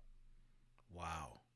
And I'm like, are you serious? I was like this is where I want to wait till next week. I want to see next week again because this is one of those teams that's been going up, down, up, down, up, down. But this is probably the best we've seen Patrick Mahomes play all season. Absolutely. 400 yards, 5 touchdowns. Man, he threw the ball a lot. He threw 50 times last night. Like I know as a pitcher, like a baseball pitcher, like you throwing the ball that many times. Like I don't know if it's different as a quarterback. I never played quarterback at all in football, but to me, throwing the ball 50 times, that's a lot of times, bro. Like my arm just gets tired thinking about it. I mean, he's young, but does that wear on your arm if you're throwing it 50 times every game? I mean, he killed it receiving wise, man. He had 3 guys almost had 100 yards. You had Travis, you had our I call him TK. We had our boy TK, eight catches for 119. Darrell Williams 9 for 101 touchdown, and then you had Tyreek 7 for 83, 2 touchdowns, and then I'm not too sure who Brian Pringle is. Never heard of him. I mean, he might be somebody that's just out there, but he had 4 touches, 46 yards, and a touchdown. Damn, like the ball was everywhere. Like their running game. This is how the Eagles should look. Like their backfield, they didn't really have production too much. They had Darrell Williams coming out with 11 for 43, McKinnon coming in with 3 for 26. So I mean, that's what I'm typically used to seeing out of a Philadelphia backfield being part of the NFC East. Yeah, 100%. But I mean, I don't know. I like to know if these boys are real. I mean, with the whole thing with Mahomes, my whole take on this whole thing is Mahomes. I think after coming off those bad games he coming off of, and everybody's like, no, he's not real. He's fake. He's got the Madden curse and all of this and that. He's 100% real. Like I really think that he's proven himself. He's like, listen, I can do this. We're not a gimmicky team. We're not. I mean, granted, Tyreek Hill was killing them. Like nobody could cover Tyreek like the whole night. Like I literally was watching this game with my wife, and she was like, he's like literally open every single play. Like he's making it so easy for Mahomes, and that's what I'm saying. Like I don't understand. And then with Mahomes and the way that he was playing last night, just dropping that ball like right on target and hitting people like. Yeah, he wasn't forcing it, and I think that's where he's been at all season. He's been forcing a little bit more than what we're typically used to seeing. And my other question is here, like this is the one question that we didn't even hit on. I think we both forgot about this, but they got rid of their one of their top corners. Yeah, we forgot about that. They released him for the threats he made, and I honestly think that makes a big deal. But like, I mean, these receivers are wide open, and like I was watching just like you said, but these guys were just like it just looked like that team that won the Super Bowl. Like they were shutting it down when they needed to. They weren't running routes into craziness. They were stopping, just like, hey, throw me over the ball. And it was like the Raiders defense, like a lot of those corners seemed like they were lost. I mean, I do believe the Raiders still are dealing with, I mean, we all know they dealing with that. They dealing with that. The whole, you got Gruden, you got Ruggs, you got Arnetta, you got so much going on over there, man, that they're having to, even if they play good ball, even if they do good, it doesn't matter. They go to a week of practice, they still having to answer these questions about what's going on in their organization. And I know a lot of people, a lot of those players are probably just like, I'm tired of it, man. Let us play ball. Let us focus on the game. And when we know. You try to get out there and you playing a game and you ain't got nothing else in the back of your mind or your mental state's there, you're not going to perform at 100%. That's just how it goes, man. So, I mean, it very well could be a thing. I mean, I think it is a thing. I really do. I mean, it's big when you're relying on Bryan Edwards as your top receiver. Yeah. and Hunter Renfro, like Deshaun Jackson. Deshaun Jackson's washed up, bro. Like he only had one catch for 38 yards. But I mean, it's one of those things. I mean, you lost two top guys. Like Yeah. I mean, and we all know what Ruggs was heading for. Ruggs was heading for like mega stardom. Right. And you take that out of an offense, it's tough to rebound from. And you can't overwork Waller. You can't overwork Waller at all. He's a tight end, big tight end, but you just can't overwork him like that, man. You can't. It's just crazy. That's where they're at, man. I mean, they barely ran the ball. I mean, they ran it 11 times between two running backs, and then Derek Carr had 3 touches. Mm-hmm. Yeah. There's nothing there. They know what's coming. The Chiefs know what's coming. You're throwing the ball. Yeah. Kelsey with a big game also, 8 receptions, 119. Like that's huge. That's huge. And they played. Kelsey. They looked good. I mean, like I said, they did what the Chiefs really done. You know what I'm saying? Yeah, I like to see if they can. I've seen this Chiefs team before. No, I know exactly what this Chiefs team. This type of Chiefs team. Like they were Super Bowl champions. Right. So I was definitely watching this with a little bit of madness in my heart. Like, oh, you know what? Like, this ain't right, man. We got to do something about this. But they'll get it done. I mean, I don't know if they still can finish it up in the AFC and end up being on top. That's to be determined. They may. We'll have to see. We'll have to see. But real quick, guys, we're going to take a quick break. I'm going to run an ad. Sorry if you guys are not subbed to the channel. You'll have to sit through 1 minute of ads, but we definitely got to take this break real quick, and we'll be right back to finish up the recap of Sunday's games. And we're going to dive off into the Chase Young injury, Woods, and the Monday Night Football matchup, guys. So sit tight, man, and we'll be right back. All right, guys, we're back. We had to take a quick break, but we are back to finish up the Sunday recap of games, man. We've got next up.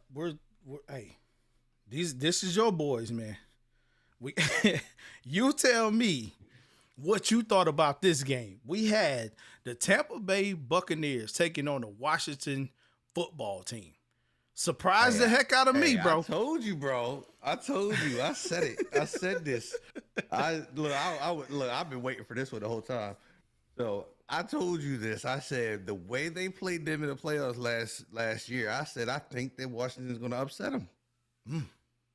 And it's just I honestly think it's just the way Heineke plays, man. This dude just wants to play and win, and he's just got that winning mentality. Like I'm not gonna lie, I got scared because Tom Brady in that fourth quarter started flinging that thing, boy. I was like, oh, here he comes, he's gonna lose again. And I actually got kind of scared to see. I got kind of scared when like we lost, like Terry McLaurin went down. He went down in the first half, somewhere around the point. I thought he broke his collarbone. But apparently it was just a little stinger. Mm-hmm. So he's good to go. But losing Chase is huge here. But honestly, like I love Chase and I love what he brings to the table. But I feel like Chase was in that sophomore slump. Like, he wasn't really playing too good this year. Because I was even on Shotmaster on Twitter. He was like, oh, God, the 94 Chase Young came out mad. And I said, bro, I don't even know how he got a car. He ain't been playing no 94 level football. And, I mean, this was a whole team, man. You got to see Antonio Gibson come out and put out production and score touchdowns. Like I said, Heineke just played. He played very proficient. And the man he just wants to win. And you can see his fight come out. And you see it go through the whole team. But what I like about what he plays, he has a favorite target in Terry McLaurin, but he will throw everywhere else.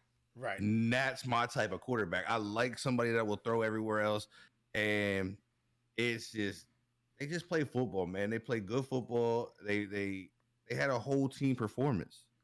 And when you get a whole team performance, it's hard to lose. But like I said, they were so close to beating them last year in the playoffs. I think it was just they had that fight and they wanted to win. From what I seen, it definitely looked like they had the fight to win the game. I mean, with the 2 picks in the first, like picking Brady off, they literally picking Brady off is huge. Period. Yeah, you guys literally got in his head, and it just, I don't know, like that kind of threw him off because honestly, my take on like the Tampa Bay Buccaneers, man, is that when they go up against certain teams, I think they think that we're just gonna win this game outright. They didn't expect you guys to come in and play the way that you did with the fight that you had. So those 2 picks set the tone, and then the next thing you know, it's like, oh, we battling from behind, so now we got to try to get back. We got to get right, like, and it was no recovery after that. No recovery after that. And this is one of the cases too. This is what Washington did the last year.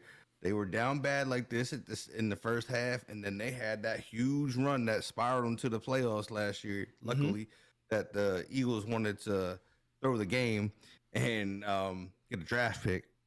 Their coach got fired, because he did it on national TV while everybody's watching you at 8 o'clock at night. Right. Like, the whole world's watching you at night throw a game. I mean, like, you could have did it at least in the 4 o'clock hour, Yeah. You're gonna throw a game, but like I said, it's one of those things. Is like, hopefully this is huge for them. This is absolutely huge for Washington.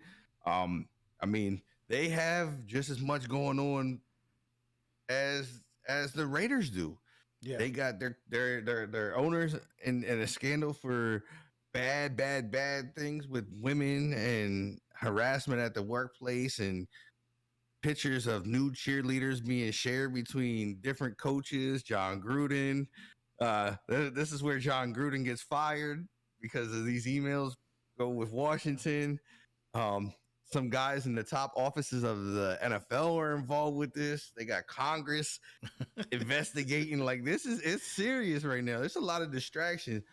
So seeing them get this win while there's a lot of distractions around them, man, it was huge for me. I was happy. Yeah. But it was just, I felt it. I said it when we talked about this last week on the first episode. I was like, man, I think Washington's going to get them. Yeah.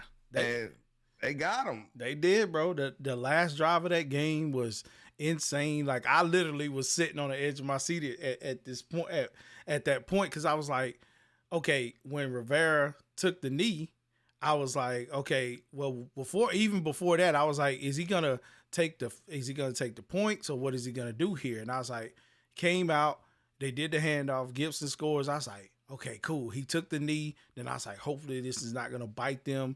They're gonna, mess up something, bro. Right. And I was just like, wow. I was like, I'm blown away, because I was like, Washington really stepped up. Like, dude, this is it. Like, we really got this game. Like, they were so super confident. But as always, man, to see Tom Brady hang his head, to see Tom Brady have to hang his head out the losses, that's I caught him on the bench, bro. I wish I had the picture so we could post it. It's amazing. That man was so mad. It's amazing. He had that little kid pout thing going on, bro. Like, he was over there like this. It's amazing, man. Me mugging and shit. I mean, even though he's the GOAT, man, he is the GOAT, because again, he's got the rings. Nice seeing him. He's got the rings, but when he loses, dude, it's one of the best things, bro. Yeah, it's one of the best things day for him. But Washington did, however, they took the victory. They did come up with a huge loss on the defensive end of the ball. That hurts. We may not see him back this season, but we do not know. We do not know. Chase Young, he left on crutches. I know that much. He left the stadium on crutches. Yeah. I've been paying attention. I'm a Washington fan, so of course I'm paying attention. But he left on crutches, and I think he is leaving on crutches is definitely not a good thing. He did tear it. It is confirmed. Ron Rivera confirmed that he tore his ACL. Wow. So he's done for the season. Wow. That's a huge loss. I mean, just to see him. He went out. I believe he went out kind of early in this game. I'm not sure how early it was. I missed it Mm-hmm. But to see them still battle and play defense without him, I mean, that's huge. And he was back out there, like he waved the card off. He came back out on the crutches and was out there coaching the defense. Yeah. And that's what I mean. That's what you like to see out of a young player that holds a lot of respect from his peers. And he could have literally just stayed in the locker room and not came back out. 100%. You know what I mean? Like a lot of those guys do. They tear something. They got that's a big hurt. But knowing who Chase is and what he represents, came back out, was coaching, and I mean that's a big thing for a player to do. Yeah. And I mean it was nice also. You got to see DeAndre Carter, that's been in the league for a while, kind of get his shine on yesterday, which is huge. If you can get somebody else to step up in those roles, I mean, I'll take it. I'll take it however it comes, man. 100%, man. It looked like I said, when he left the field, you could definitely see that he was in pain. And he didn't even get hit. That's the worst part of it. Yeah, and I was non-contact. I was thinking to myself, I was like, man, this can't be good. I was like, normally you would see them, be in a little bit of pain and kind of shake it out, but he was really fighting the pain. And I said, dude, I was like, I hope it's not bad. But when they warranted that ACL, I said, this could be possibly it. This could be possibly it. But I've been there myself, so I kind of knew, like, hey, it's done. As soon as I seen how he twisted and turned, when like how he twisted the knee when it happened, like I was like, he's done. Yeah, I ain't need no more confirmation. Wow, that's tough. Tough. He'll come back. I believe he'll come back. I mean, this is definitely going to be one of those things. I mean, at least it's kind of, it sucks that it has, but it's early in his career. It's not like it's late in his career where, hey, he might not make it back to the game again. Right. I think the way Chase trains, the way Chase's work ethic is, I think he is a fighter. He got the dog in him. I think he comes back. I think he comes back maybe a little bit better than what he was, because he's going to have to work now. He's going to have to work even harder to get back, because the ACL is one of them injuries some guy can't come back from. But he's one of the league's hardest workers too. I mean, I've seen some of his training regimens and stuff like that. He'll definitely be ready. Definitely be ready. Definitely be ready. But this particular injury here, man, we had another big news in the league this week too, is Robert Woods from the LA Rams out for the season along with Chase Young now with the ACL tear. Like this one right here could hurt. Now, when I say it could hurt, the Rams, yeah, they got weapons. They bringing in OBJ. OBJ hasn't had time to really gel or practice with the team. Woods has been there. We had Cooper Kupp on the other side. They got Tyler Higbee. I mean, Matthew Stafford, I don't know what they do now. I really don't know what they do now. Do you take OBJ coming into a Monday Night Football game and you put him in the lineup and force him to play that position, or just tell him to run some simple routes and try to get him the ball to help Cooper Kupp them out?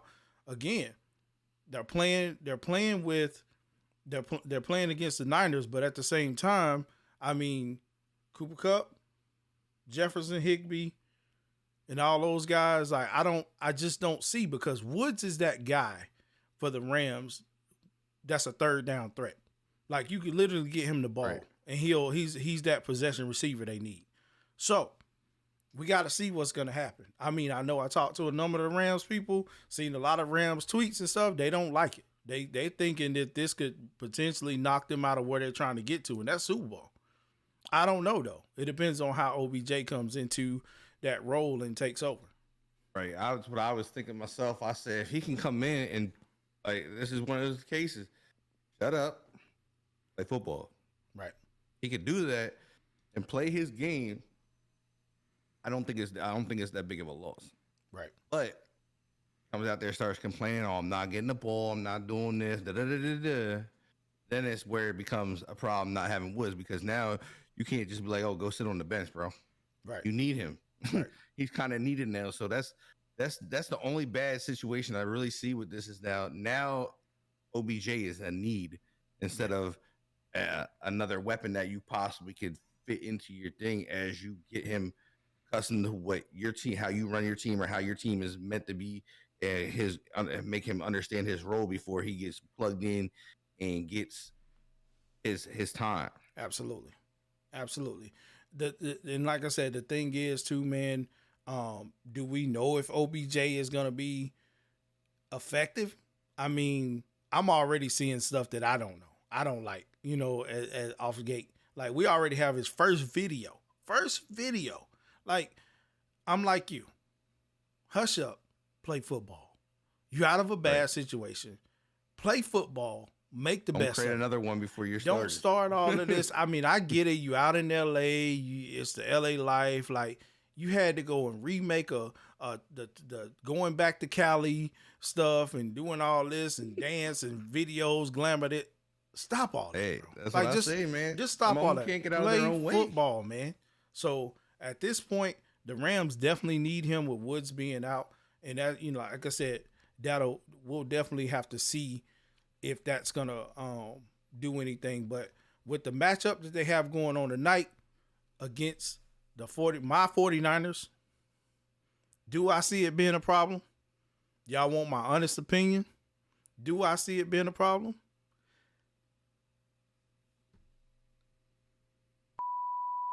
And I don't. This some if I ever heard of it, man. I'm telling y'all, man.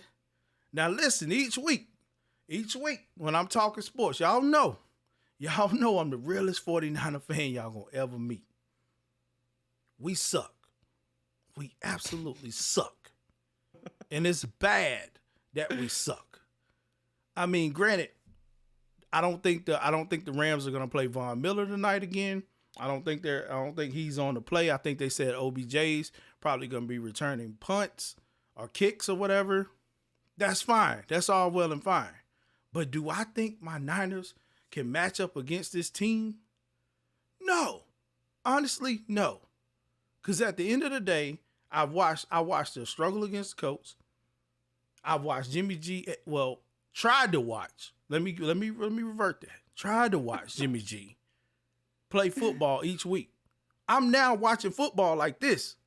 One eye covered, one eye open. I can't stand to see a quarterback who has receivers over the field and wide open, and you throw the ball 10 feet in the air and you making them jump to catch the ball. You're taking them off the route. So I don't get it. It's crazy. Von is playing tonight. Okay, Von is playing tonight. I know I read a little bit earlier and they were saying they didn't know for sure, but it's just crazy to me. We have no absolute answer for anything. It'll surprise me if we can come up with some type of win. I mean, granted, Elijah Mitchell is running the ball really well. He is. But every single game, Smee, I just pray to see Deebo Samuel run a deep route. That's it. If he runs a deep route, he gets open and he catches the ball. If I have to watch Deebo run slants all game long, it's not going to happen. And with them having Von Miller there, you got Aaron Donald, you got what's my other guy, the big guy on the other end. I mean, oh my God, bro, they got everybody, bro. They got a defense, man. So 9 times out of 10, if Deebo is our threat right now, we're gonna see a whole lot of Jalen on top of Deebo tonight. That's all you're gonna see the whole night. He's gonna match up against him. They're gonna choke that down. What do we get? Ayuk, I haven't seen him all year. He's made some pretty big catches at some point in time, but it's not the Ayuk that we were hoping to see. So I don't know, man. I don't know. I just don't. I mean, it'll definitely surprise me if we can somehow will a victory against these guys. I'm going opposite of you. I'm saying San Francisco wins this tonight. I got it because I don't know, for some reason every time I gotta go with my gut. My gut ain't lied to me except for when I changed my pick with the Dolphins. But the way the league has been going, it's trending at these teams that are 3-5. I mean, we just now seen what you see. What do we see this week? We see Miami beat Baltimore. You seen Washington beat Tampa Bay. Mm-hmm. You seen Tennessee beat New Orleans, but I mean they were still up. And then, I mean you just have there's just teams like you see Arizona lose, but they had two top guys out. Those guys are like top teams. They're losing to teams with bad records. So I'm going with the bad record team tonight. Listen to me. Listen to me. I know you want to go with them. I know you do. I'm And going I 100%. and I know we've won the last 4 meetings. I know we have. Like we literally did. Like last year, I didn't see us beating them, but you know what I'm saying. We won the game. We won the game, but what little bit that we had last year, I do. But bro, we are 0-4 at home. I don't care. 0-4 at home. Tonight we changing it. Getting the dub tonight, and the Los Angeles Rams are going to 7-3. That's Hopefully it marinates good. I mean, I'm telling you, I just don't see it happening, man. I don't see it happening. We didn't see Monday night. Thursday night happening either. It would really do me good. It would really do me good. But at the end of the day, man, I don't Arizona, Carolina happening. I wouldn't have picked that, bruh. Ain't no way I would have picked that blowout like that. Like we got Jimmy Ward who's questionable tonight. We also got Josh Norman who's questionable, which I wish he was out, never a part of the team. Period. Josh Norman is Josh Norman. Hey, look, you ain't gotta tell me nothing. He's an old Redskin fan, bruh. This is why I say I'm done with the team. Why you think when Rivera came in, he was like, "Nah, Norman, you gotta go, bro." Like, and he came from freaking from Carolina. We got Hurst out. Like I don't know, man. It's gonna be a weird game tonight. I'm telling you, it's gonna be a weird game. It's definitely gonna be a weird game. I mean, they got Henderson back there. They don't have Cam Akers, but Henderson is playing really, really well right now. He has 5.62 and he can catch the year. ball. That's the thing. Yeah. That's the thing that they gotta. Like, I mean, Henderson can move. That boy is fast. That dude can move. He gets them screen passes. He's gone. Like it's hard to stop. It's crazy. I mean, I do feel like though we can stop. We can stop the rush by Aaron Donald. I think we can. I think they kind of understand what they have to do there. But again, if you got Von Miller there, man, that's extra pressure. That's extra but this pressure. could be one of those things. They don't have Woods to throw to in the back of the end zone like they typically like to throw to him. They like to throw high in the back of the end zone to him. In the corners and back across, they run a lot of routes across the back of the end zone specifically for him. Yeah. So it's going to be interesting to see who steps up and going to go for them crazy throws that they like to throw. Where if I'm a receiver, I'm not trying to take that route. So, hey, I mean, like I watched it. I mean, we could easily see the Rams. We could see the Rams that played the Titans. Yeah. Yeah. And if that Rams team shows up, you walking out the dub. Yeah, that's true. That's true. But do I think we're gonna see that though? That was the last game they played, bro. And my point. They're coming off a bad loss, and now they're down a receiver. They got a bad taste in their mouth. But they're without they love throwing the Woods. Like I'm just like the production they do with him if they even get in the red zone is nutty because they don't throw to Kupp in the red zone really. He's more of working the way up the field or midfield throws. Like they don't throw like. When you see him throw to the end zone, where's it going? It's going to Woods in the back of the end zone, back corner, over the shoulder fades. Right. You're right. It's just not like, I mean, that's like them things. A lot of people don't think about those things. How when you take that part of the offense away, who replaces it? Not every receiver can make those catches. Not every receiver is willing to go flying across the back of the end zone and put himself in line of getting smacked by a linebacker. Like, I mean, and especially your guys as linebackers, nobody wants to be hit by them guys. Right. So I mean, like, Fred's definitely gonna have to have a big game. I think Fred does well. I mean, like I said, we seen Matthew Stafford last game, man. He just looked super uncomfortable. I think if you guys can get pressure up front, I think you guys get the pressure up front with your line and whatnot. I think you cause a lot of stuff because when Matthew Stafford's not comfortable, you see how he throws the ball. Last week he was throwing it all over. That's the key thing. If we can get pressure, So I don't know. Pray just to make it today. Pray. that is kind of crazy. That is crazy though. But I mean, we'll just have to see, man. We'll just have to see what we come up with and what we can do. Because again, I don't know, man. I don't know. But it's just wild. It's Have really faith. really Have really faith. wild. I'm trying, bro. I'm trying my best to have faith right now. But my faith is dwindling very very bad. So Happens. I understand a whole lot of that. I'm a Washington fan, but and remember, I just won my third game. But real quick for the bonus, guys. Real quick for the bonus. We got just in Packers running back Jones has a mild MCL sprain. So Resurrection of the Dylan. talking about injuries, man, again. See, yesterday I said it was wacky, man. And I was wondering why AJ Dillon was doing what he was doing, but it was obviously next man up. Next man up. So how is this going to affect the Packers going forward? I don't think it does. You don't think it does? No, I mean I've always liked what Dylan does. I just don't think he's the type of back that they like to use. I don't think he fits their system because he's a straight downhill runner. Unlike Jones can bounce outside. He can do a little bit different things than Dylan can do. And I think Jones just fits what they do. You know what I mean? Like he can catch the ball, and I think Dylan's just more of he's at that downtown. He's like a downhill runner, bro. He's just like, give me the ball, let me bang it through the hole. Yeah, 100%. And I think that's the only thing that's different. I think really, I think if they can accept, or maybe, like I said, maybe who's the other back they have over there? They have another back that they use. You only really hear from Aaron Jones and Dylan, though. Yeah, but that's because he can catch everything. Right. That's the thing. Like he can do it all. So this is where I think you're gonna see like maybe Patrick Taylor. That's his name. Okay. I think this is where you might see Patrick Taylor. But I mean, it looks like Dylan was catching the ball too. So maybe Dylan worked on his hands a little bit because he had 62 yards in the game. Yeah. I didn't realize he caught the ball and took it that far. He had two big runs. He had 2 targets, caught it both times.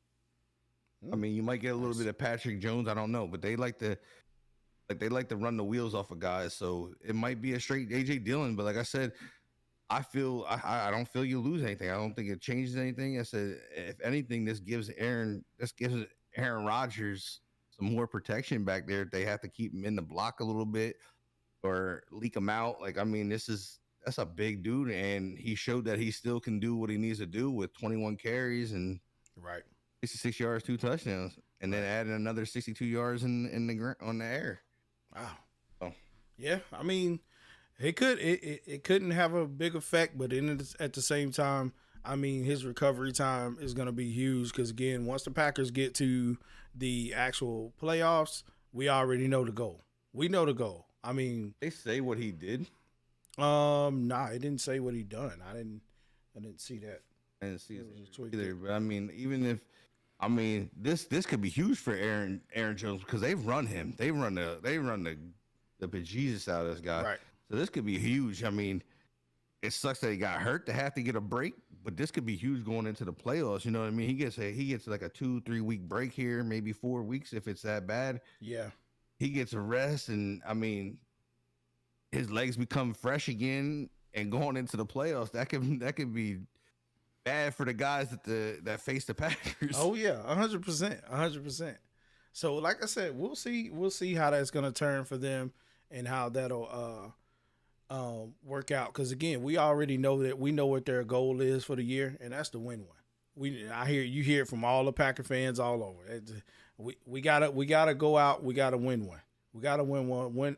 Win one with Aaron Rodgers in this last year. Like I mean, it is what it is. You ask me, they're just like Cowboys. They get up, they gonna win it all. That's just how it is, man. And but I don't think they win. No, I don't either. I hope they don't. They don't win it. I hope they don't. There's too much 12 over there. Not enough team. Facts, man. Facts. I'm glad someone else understands that. But again, yeah, so I just called it real. It just popped up on my thing actually. He's out. He's gonna miss 1 to 2 weeks. Oh, so he should be good. That's a good. That's a So, good. I mean, little break that's still like a little break there for him and let his legs recuperate. And that's why I think a lot of these guys are tearing and whatnot. Like especially like a lot of running backs lately with this stuff is that these guys aren't built like the guys back in the day. You know what I mean? These guys split reps. They're typically split rep backs. Yep. And then you're gonna run them 20, 30 times a game, and hopefully they stay good. You know what I mean? Like you're hoping for that. Like Yeah. no, like you need to split that. You gotta take that. You gotta take a little weight off their legs because they're not built to do that. Like that's Right. not what these guys are. Like they're not power backs. Like Right. AJ, like Dylan's different. Dylan's a power back. Like that's why you have a power back. You have receiving backs and you have elusive backs. You know what I mean? Like Yeah.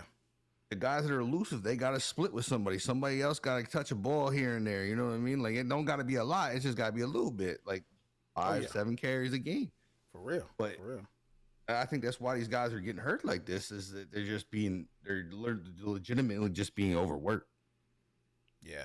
You know what I mean? Like this, I think that becomes a big part of it. Yeah. And I'm glad to see it didn't tear, and he's only gonna be out a couple weeks. Yeah. Because that day, if it tore, they definitely wouldn't be. They can count Super Bowl out. Count it out. They need him. They need him big time. Well, they definitely need him. Like I said, it was nice to see Dylan come back with that. So, I mean, at least they got somebody they know they can count on, and it's not going to be like, oh, well, we put this guy in, he's not going to produce for us. I mean, that dude, he jumped at the shot to produce. Yeah, 100%. Well, guys, that is going to conclude the show for today.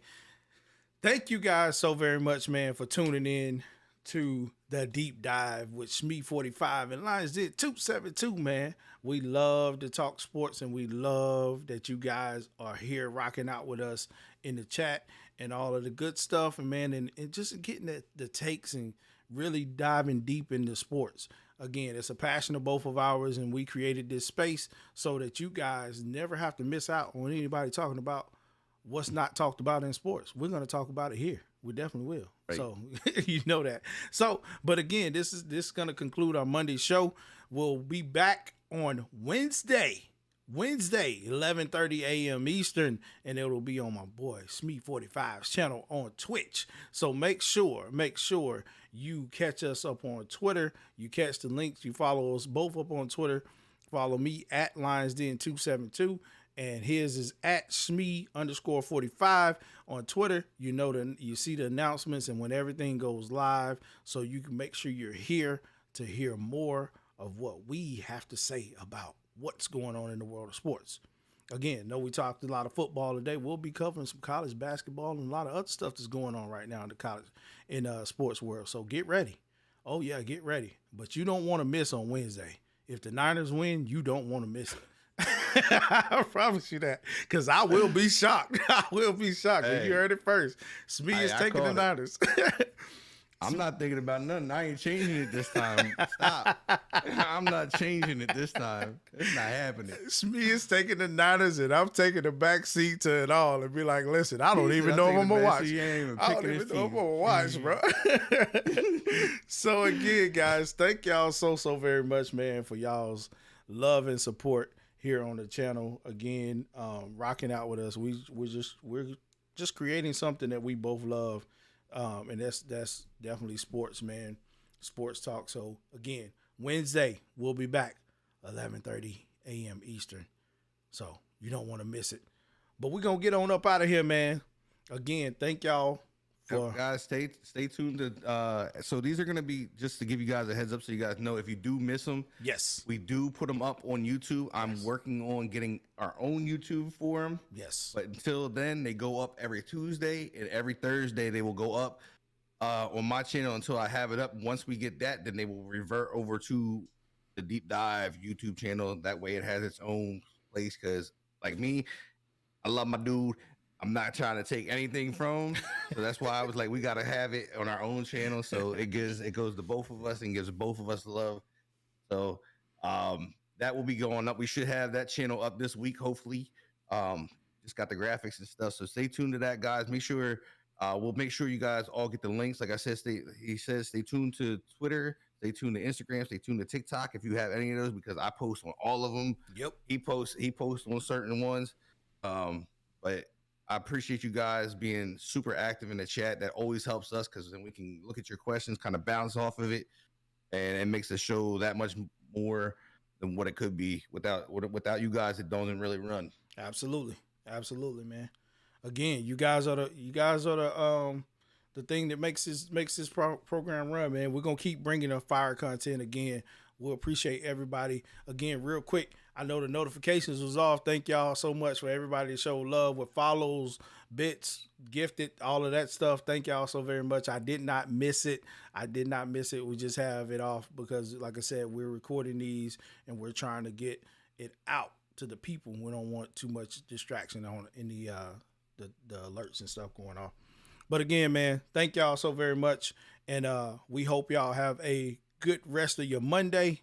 And we're going to get on up out of here and holler at y'all on the next one.